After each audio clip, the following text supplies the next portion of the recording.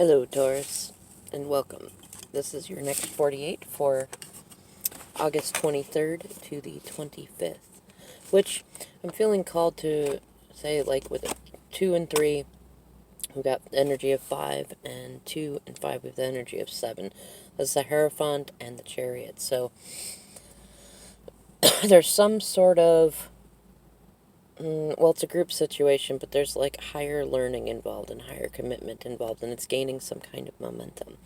Now, just as an FYI, like I have yet another video that is, for whatever reason, deciding not to load. It is less space than the prior one that did. I might have to redo it, but for right now, I'm working on making my videos a little bit more pithy and short, so they're, just that little bite-sized 48 hours thing that we like. And I'm also using homophone cards in my readings to kind of see how they might play out. So let me know in the comments below, or whatever, or reach out through email and let me know how it might be significant.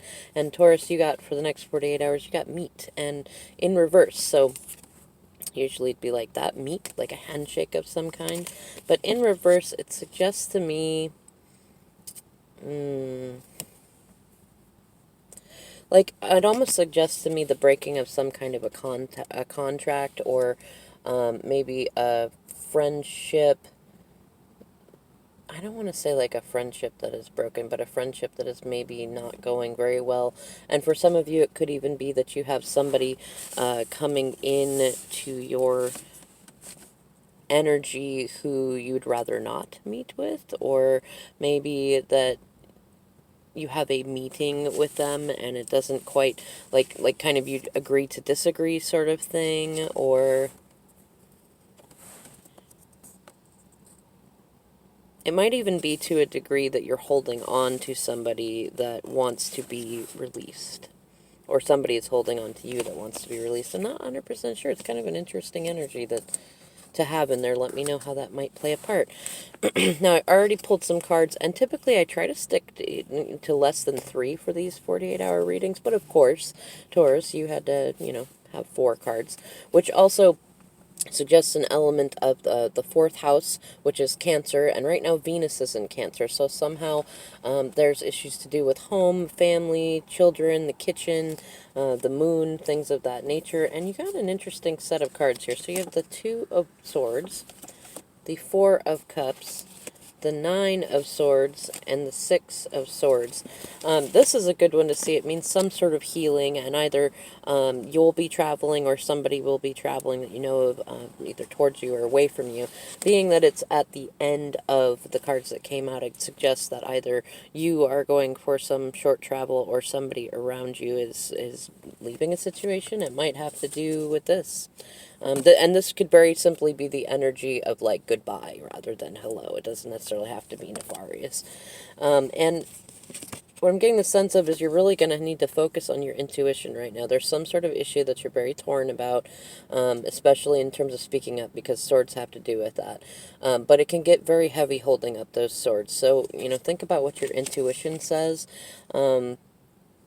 You might be dissatisfied with some sort of situation that's going on, but Spirit is trying to offer you a cup, or it may be that you're trying to offer an emotional cup to somebody and they're not accepting it. This can very much be Cancer Piscean energy, also Scorpio to a degree, but it's more Cancer Pisces.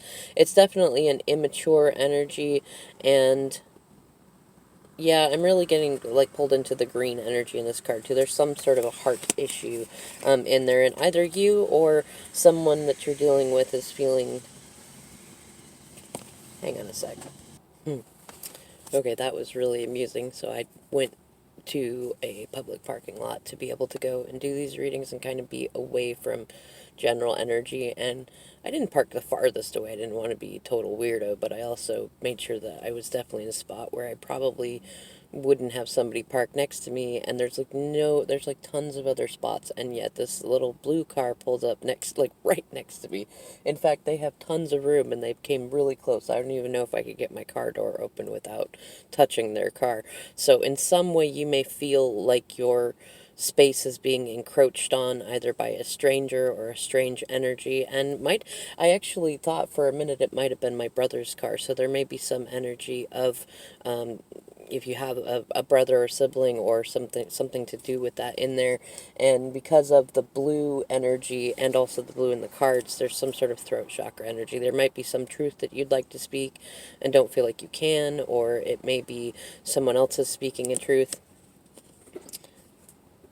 Wow, and yet another car pulled up right next to that one car on there. And the energy is definitely really weird on this one. Kind of things stacking on top of each other. And definitely the silver tones going on in that, which is kind of a murky, foggy situation.